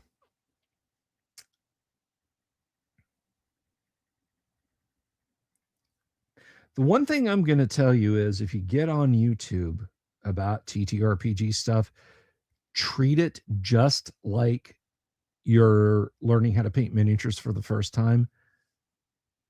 Do not go looking through YouTube for channels to find inspiration from. If you're already subscribed to me, to Dungeon Minister, to Yang Yan Zhao, to RPG Grandma, to anybody else, great old ones who talks regularly about RPG stuff, leave it at that.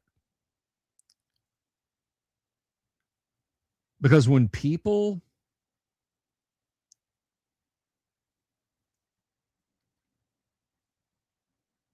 when people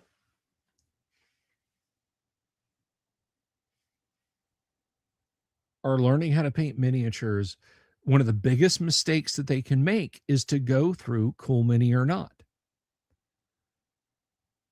Because what passes for 7 or 8s at Cool Mini or Not is better than I will ever be able to paint, and it can be demoralizing.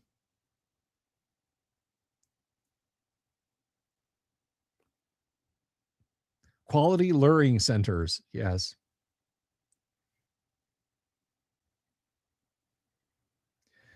Cool Mini or Not has some absolutely beautiful works, but it will leave you demoralized. You won't think that your stuff is worth a darn.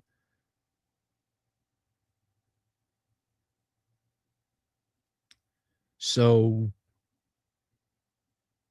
don't go look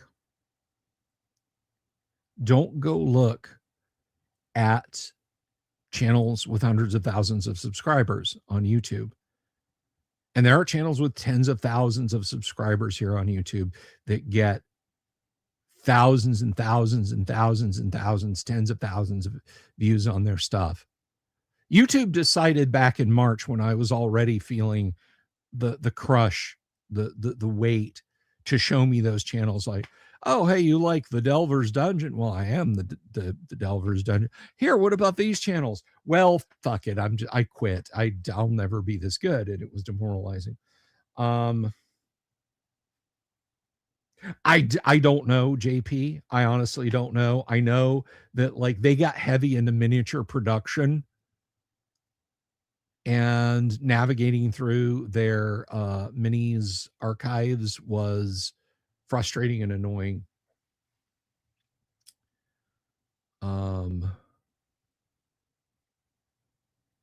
Inking and dry brushing.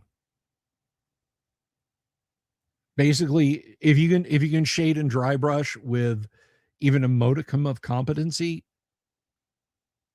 and you have at least a little bit of brush control, congratulations, you can paint beautiful minis for a tabletop.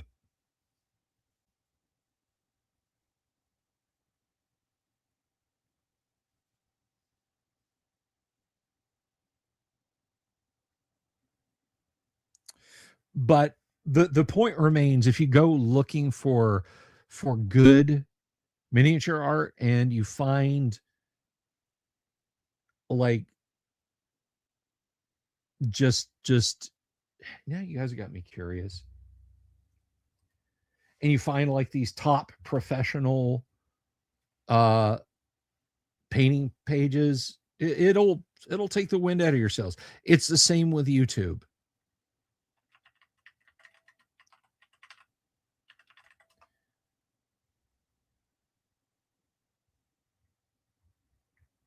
I mean, I'm looking at it, and right there on the front page is a gallery, and I go over to gallery.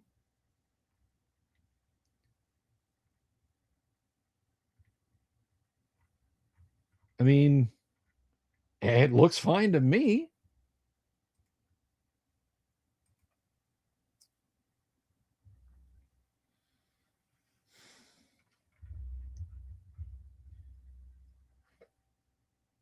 And I love showing this one off, particularly to people who do paint. Hang on.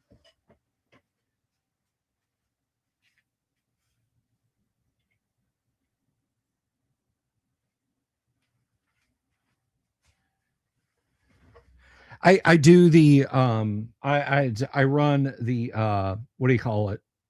White Plume Mountain, and I like to have it mini exact. I like to have minis in there for each one. So the menagerie,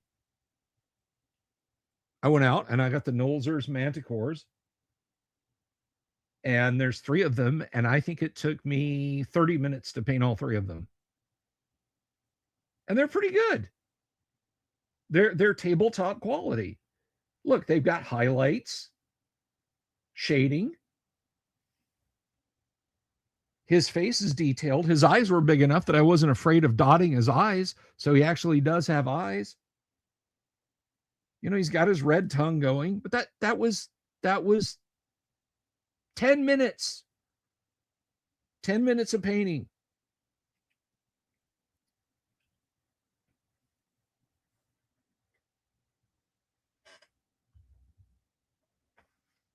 It's not going to win me any contest, but I don't care. It's not supposed to. It's supposed to look good on the table. Treat your channels like that. If you're going to do YouTube, treat your channels like that. Does it look good at 3 feet? Then that's fine.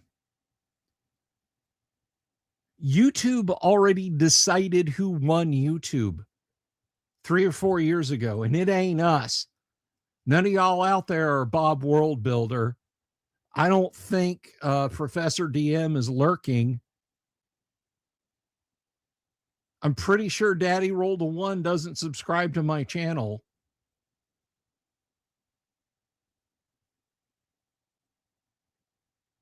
And I'm actually 100% sure the Matt Mercer is not watching me over on X.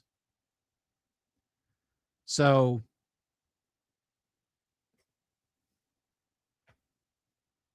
I ain't going to sweat it anymore, and I'm not going to beat myself up anymore, and you shouldn't either.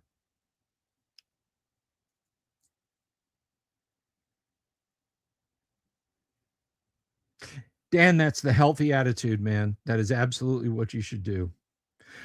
Cobalt number 9 doesn't need to look perfect. Yes, Jorge, that is precisely the right attitude.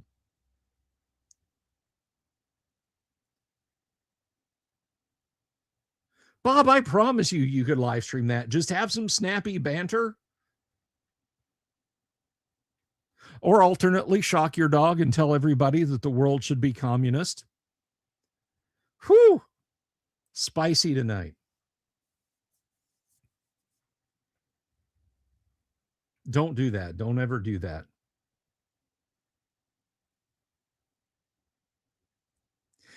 Kabuki, do you have one of those like inflatable roll-up mats that like you keep your puzzles in? Like, you know, it's got like an air pillow in the middle to make like a cylinder, and you carefully roll your puzzles up and then unroll them when you're working on them.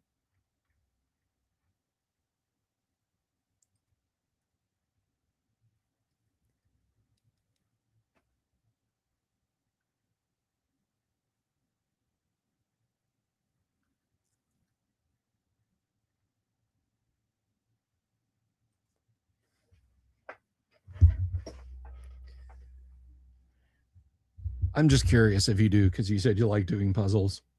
Mrs. the Dungeon Delver has one. I picked it up wrong one day.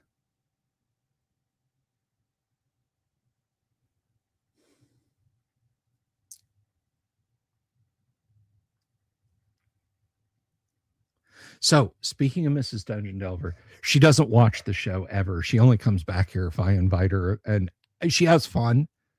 But I got to show you guys this. Speaking of puzzles,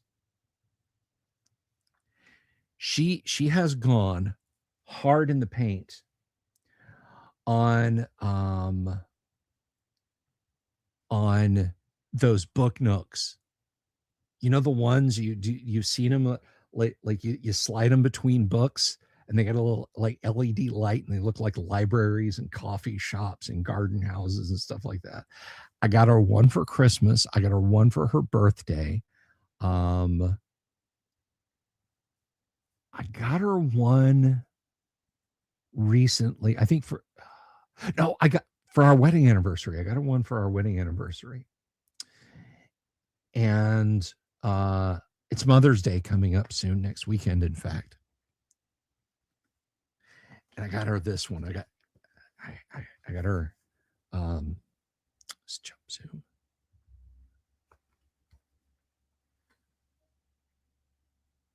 And it fits on your bookshelf. It's like a little bookstore. You don't have to paint it or even glue it. They snap together. These actually, you'll find if you search puzzles, these will jump together. But they're really just snap fit model kits. And what's neat about this one is this actually. I don't know if you guys can see it there, but it actually unfolds. It actually folds out to be like triple wide, or you can have it like that. And she's got, like I said, she's got a couple. We got one as a Christmas gift for the beginning of December, and then we never put it together. So we're going to do that next Christmas. And that one has moving parts. That one's a Santa's Village. But this one, box is slipping off. But anyway, these are really cool. These are really cool, and I got her one of these. So I guess you guys don't care. So I'll just stop talking about it now. I also hide stuff in plain sight. A couple of years ago, not this past Christmas, but the Christmas before then, I got her a new computer, and I will show you the computer that I got her. It's not hers, but it is hers. Hang on. If I can get to it without making a mess. Can I get to it?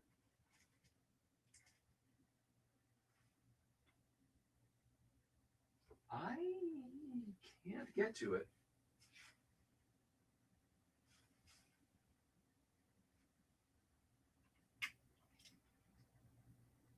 I don't think. Oh, there it is.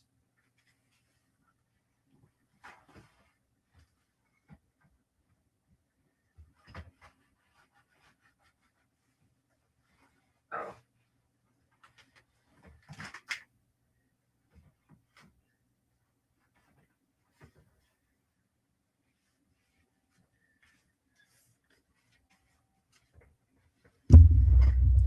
So she needed a new computer, but she's not big into I want a glass-sided tower with a 5090 in it or something. She just wanted something newer, something a little bit snappier. So I got her one of these. This is an HPZ mini workstation. These things are awesome. I actually wanted to replace the studio PC with this. I got this for next to nothing. It was before AI started eating all the RAM and hard drives, or all the RAM and hard drives. But I had some problems getting this set up, but I freaking love this little machine. It's not my primary, but honestly, it is just a kick-ass little PC. And they make HP makes gaming graphics cards to go in here. They make like quadro cards that fit on tiny little boards that you slot in there, and a custom heatsink folds down on. And this is such a kick-ass little computer. It's got 2 USB-C ports, a whole bunch of display ports. All the USB-A ports on it, which there are 4, are all USB 3. So there's no USB 2 on it. It does Bluetooth. It's got wireless. Actually, I think mine came kind of stripped. I don't think there's a wireless module in it, but those are cheap. But yeah, so I got her one of these, and it came with a power brick. And I got her a new monitor, and I got her some other computer goodies. Well, when they got here, I just threw the monitor box on the floor over here, standing up on the floor, and just had this just laying on the table till it was time to wrap it up as a gift. So anytime she came back here to do laundry, to get me or whatever, she had no idea. I hid it in plain sight, and I can do that with so many things. Her Mother's Day present was just sitting right there. I don't have to hide. She doesn't come out here, and she doesn't know what she's looking at when she does see things. Now, she would know what that was. She would know what that little set was. But anyway, so I'm going to put this back. Well, I'm going to put it over here.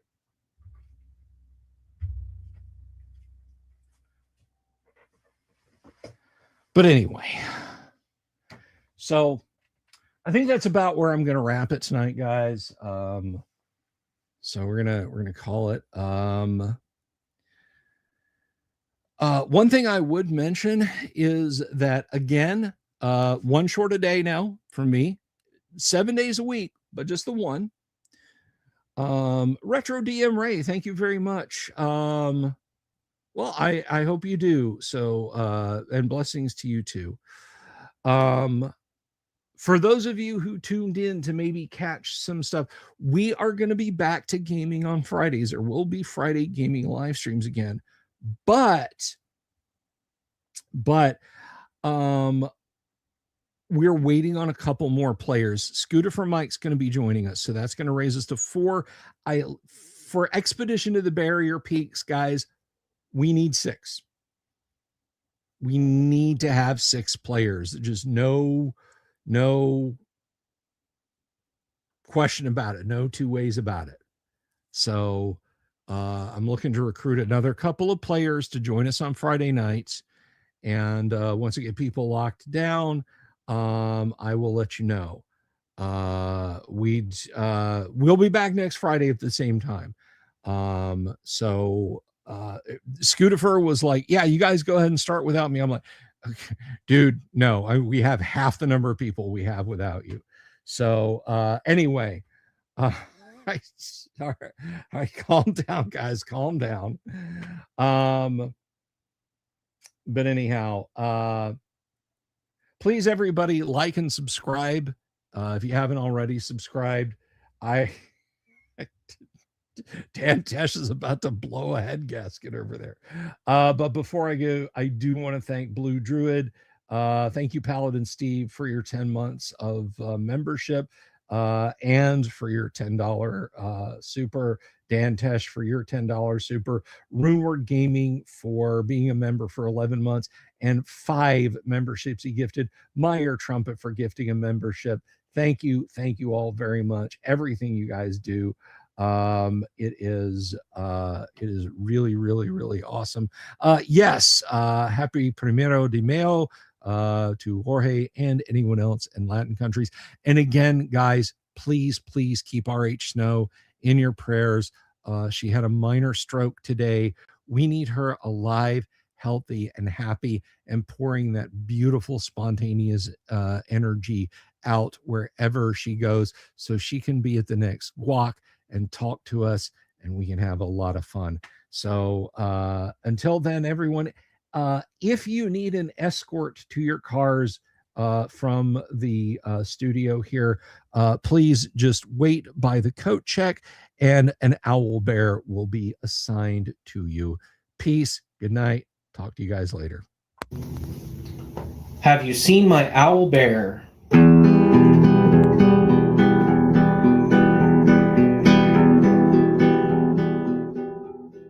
Here's to all the weirdos everywhere, in the woods and in the air. Have you seen my owl bear? Should I shave off all my hair? Bobs are all around, some live in tunnels underground. Some are fat, some are rich, some are sleeping in a ditch.